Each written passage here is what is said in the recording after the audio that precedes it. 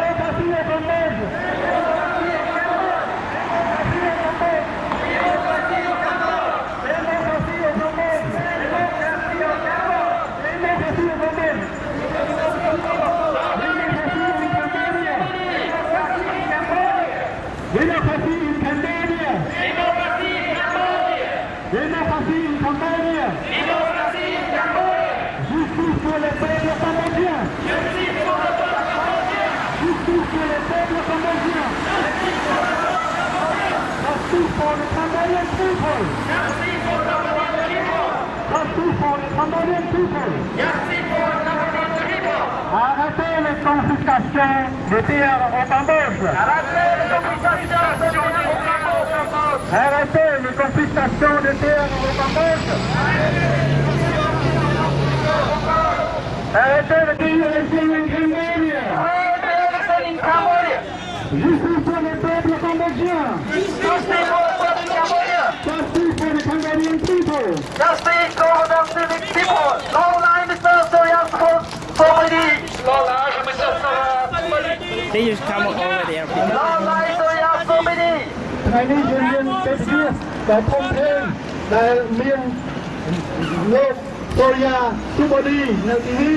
តំណាងឲ្យអង្គការសហប្រជាជាតិផ្នែកសិទ្ធិមនុស្សនៅប្រទេសកម្ពុជាលោកបានធ្វើរបាយការណ៍មួយនិយាយពីការពិតដែលយើងទាំងអស់គ្នាគ្រប់គ្រងនៅទីនេះដូច្នេះយើងជូនមីក្រូដើម្បីគាត់ជំរាបជូនដោយខ្លីបាទ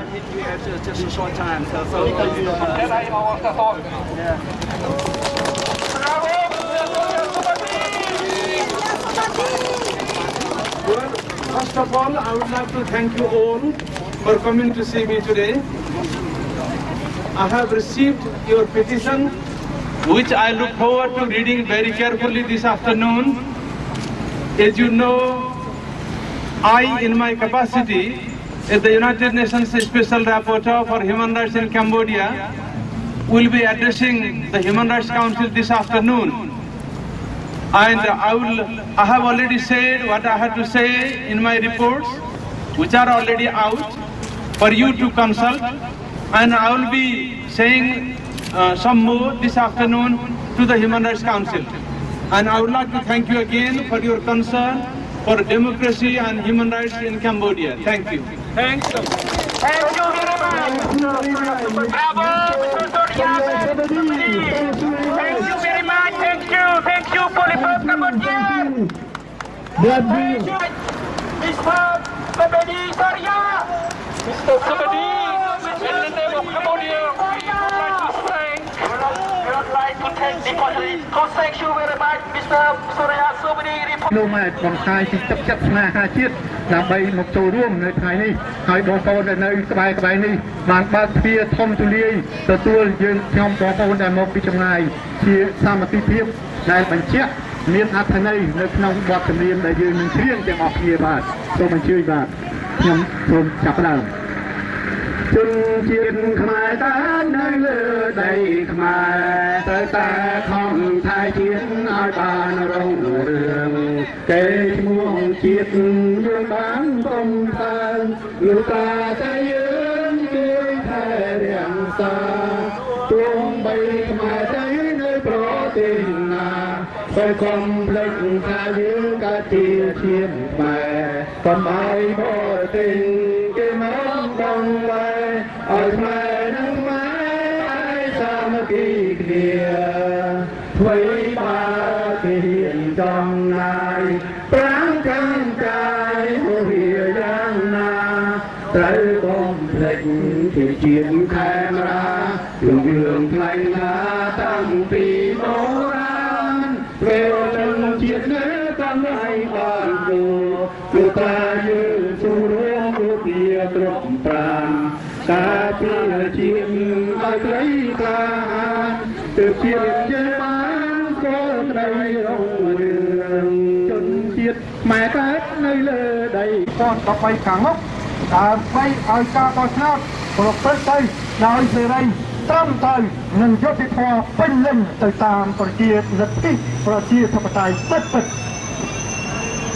យើងទាំងអស់គ្នាសង្កេតឃើញថារដ្ឋាភិបាលកម្ពុជាសប្តាហ៍នេះ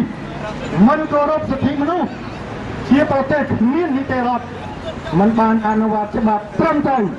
មានលទ្ធិប្រជាធិបតេយ្យពេញលេញទេទាក់ទងទៅនឹងលទ្ធិប្រជាធិបតេយ្យការបោះឆ្នោតបន្តក្រោយពីសម័យអ៊ុនចាក់មកពុំមានសេរីភាពត្រឹមត្រូវនិងពេញលេញដោយយុត្តិធម៌តតែសោះការបោះឆ្នោតស្ថិតនៅក្រោមការសម្លុតការគំរាមកំហែងពីទឹកចិត្តការបន្លំសន្លឹកឆ្នោតអនុញ្ញាតឲ្យជនអន្តរប្រវេសន៍ខុសច្បាប់បោះឆ្នោតជំនួសខ្មែរការបង្កការលំបាកដល់អ្នកបោះឆ្នោតណាដែលគេដឹងថាមិនពេញចិត្តនឹងរដ្ឋាភិបាលគោលជបគណៈកម្មការជាតិរៀបចំការបោះឆ្នោតមិនអាចរីកផុតនៅក្រោមអធិបុលរបស់រដ្ឋាភិបាលហ៊ុនសែនលក្ខណៈនេះតលភាពធ្វើឲ្យពលរដ្ឋខ្លាចរួញខ្លួនមិនហ៊ាននិយាយបញ្ចេញមតិមិនហ៊ាននិយាយការពិតមិនហ៊ានទាមទារនៅសិទ្ធិសេរីភាពរបស់ខ្លួនជំនុំគ្រោះជាច្រើនមានប្រសងមានក្រហមទាំងក្រហមជាសកម្មជនអង្គការសង្គមស៊ីវិលសហជីពអង្គការសិទ្ធិមនុស្សអ្នកសារព័ត៌មានសកម្មជនគណៈបកនយោបាយសិល្បករសិល្បករនេះជាច្រើនអ្នកត្រូវបានជន់មិនស្គាល់មុខបាញ់សម្លាប់យ៉ាងសាហាវតាបោះក៏បាយទៅលើពលបាតុកោអហិង្សានៅមុខសភាកាលពីថ្ងៃទី30ខែមីនាឆ្នាំ1997ដែលទាមទារឲ្យតុលាការឯករាជ្យធ្វើឲ្យមានមនុស្សស្លាប់ជិត20នាក់និងរបួសជាងជិត200នាក់អាជ្ញាធរកងប្រដាប់អាវុធរបស់រដ្ឋាភិបាលខលខូចមួយចំនួនបានបាញ់បោះទាំងកម្រោលទាំងបំពេញធ្វើឲ្យមានរបួសស្នាមពលរដ្ឋផ្លូវត្រង់ជារឿយៗតែរដ្ឋាភិបាលពុំដែលបានចាប់ជនប្រព្រឹត្តបទល្មើសនិងឃាតករពិតយកមកផ្ដន្ទាទោសបានម្ដងណាឡើយវប្បធម៌នេះសន្តិភាពធ្វើឲ្យប្រជាពលរដ្ឋរួមនៅដោយភ័យខ្លាចជាប្រចាំដូច្នេះតែឯណាទៅលទ្ធិប្រជាធិបតេយ្យតែឯណាទៅសេរីភាពកម្ពុជាជាប្រទេសមិនមាននីតិរដ្ឋមិនគោរពច្បាប់ឲ្យបានត្រឹមត្រូវ ប្រកាន់បកពួកគ្រួសារនិយមពុករលួយដល់ចឹងនៅចំពោះមុខតុលាការអ្នកមានអំណាចអ្នកមានលុយឈ្នះពីនេះអាក្រក់ខ្លាយជាល្អសទៅជាខ្មៅដោយជាប្រទេសពលរដ្ឋនៅបាងកកបរិយាកាសភ្នំពេញនិងនៅតាមក្រុងខេត្តផ្សេងទៀតរងគ្រោះបាត់បង់ទាំងដីផ្ទះសម្បែងដោយសារតែអាជ្ញាធរខ្លះសំគំនិតជាមួយក្រុមហ៊ុនខខបំពេញរដ្ឋអូសៀគណៈរដ្ឋាភិបាលជួយដោះស្រាយជួយឧបត្ថម្ភតែគួរស្ដាយស្ដាយណាស់រដ្ឋាភិបាលបែរជាចាប់ជនរងគ្រោះទៅដាក់គុកវិញដែលនៅពេលដែលជនរងគ្រោះមានសេចក្តីក្លាហានហ៊ានចេញមុខទាមទាររកយុត្តិធម៌ដូចជាលោកស្រីយ៉ងបុប្ផាលោកស្រីទឹមសមនីនៅបាងកកជាដើមតែផ្ទុយទៅវិញបកពួករបស់រដ្ឋាភិបាលអ្នកមានអំណាចដូចជាលោកឈូកបណ្ឌិតអភិបាលក្រុងបាវត្តដែលបានបាញ់ទៅលើពងបាតុកោស្នូត្រង់ហើយរបួសធ្ងន់ដល់កម្មការនី3នាក់បែរជាគ្មានទោសស្អីអ្វីទៅវិញ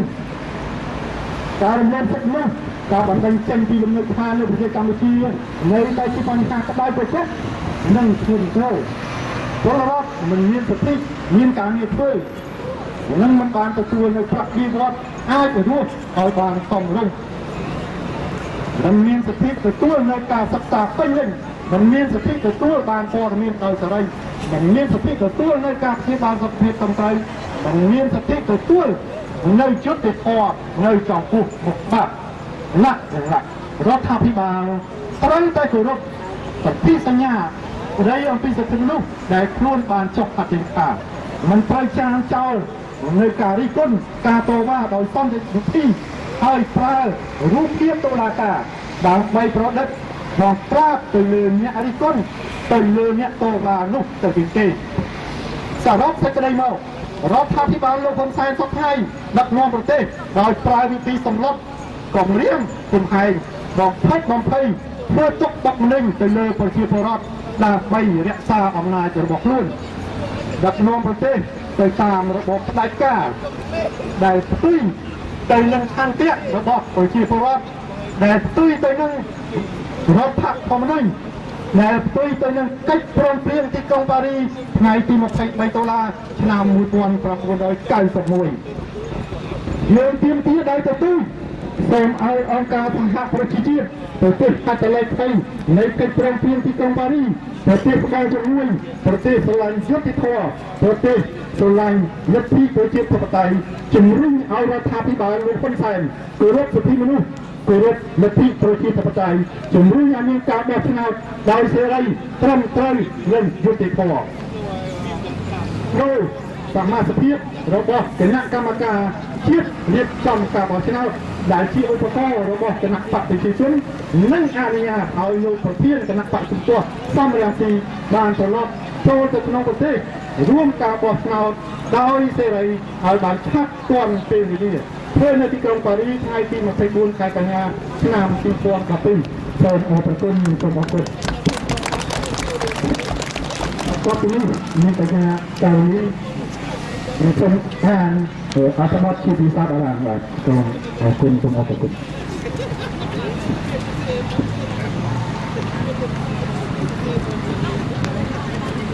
Madame la Présidente, accord de paix de Paris de 1991 au-delà de la réforme du NEC. En signant les accords de paix de 91, les pays signataires se sont engagés à établir la démocratie au Cambodge, à respecter sa souveraineté et accompagner son développement. 20 années plus tard, les objectifs fixés par les accords de paix de Paris de 91 restent d'actualité. Le contenu du récent rapport de l'ONU illustre bien cette problématique,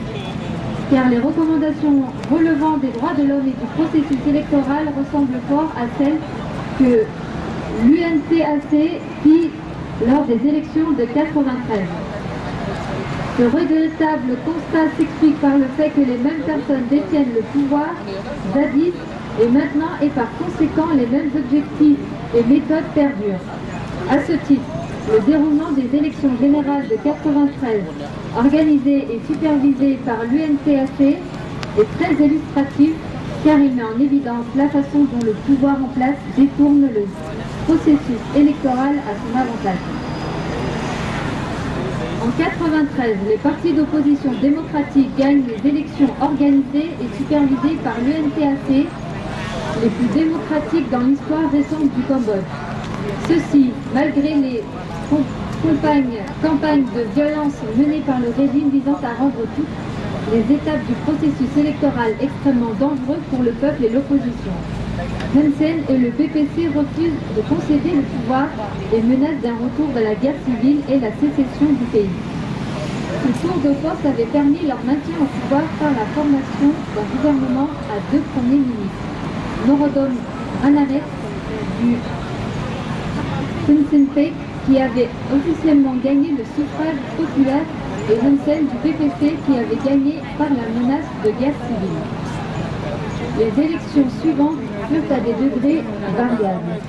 Le reflet de ce processus électoral otage d'un homme et son parti qui détiennent tous les pouvoirs et les institutions.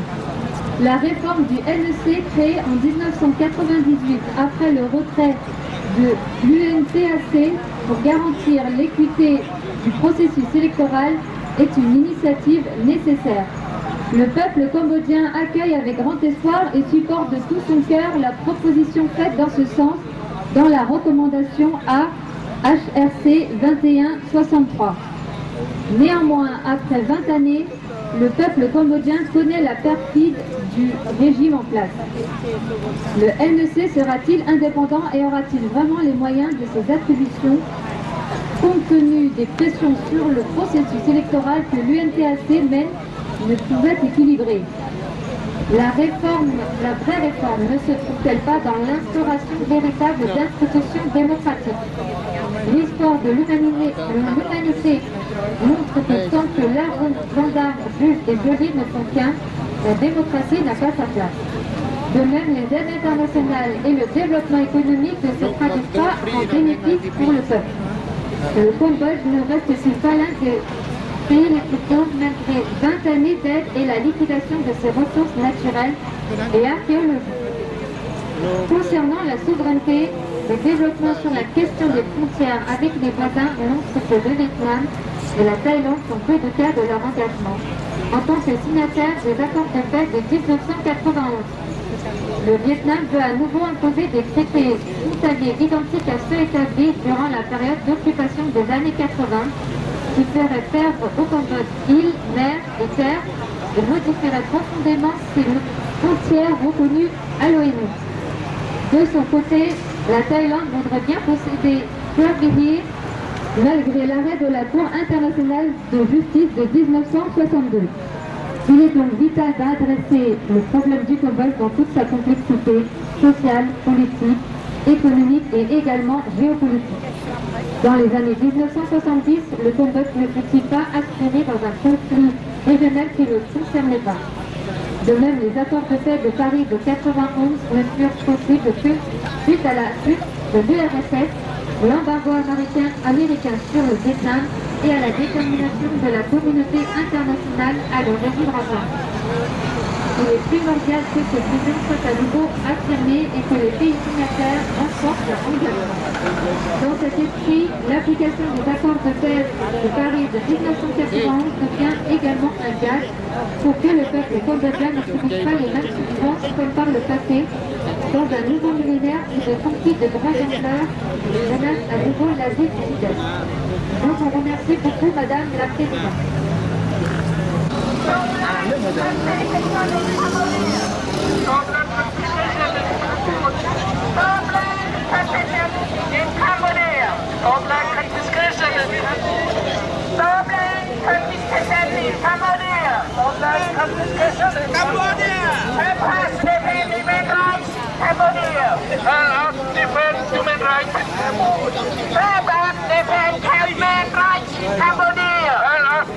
Human rights in Cambodia. Aidez-nous à défendre les droits de l'homme au Cambodge. Aidez-nous à défendre les droits de l'homme au Cambodge. Arrêtez les confiscations de terres.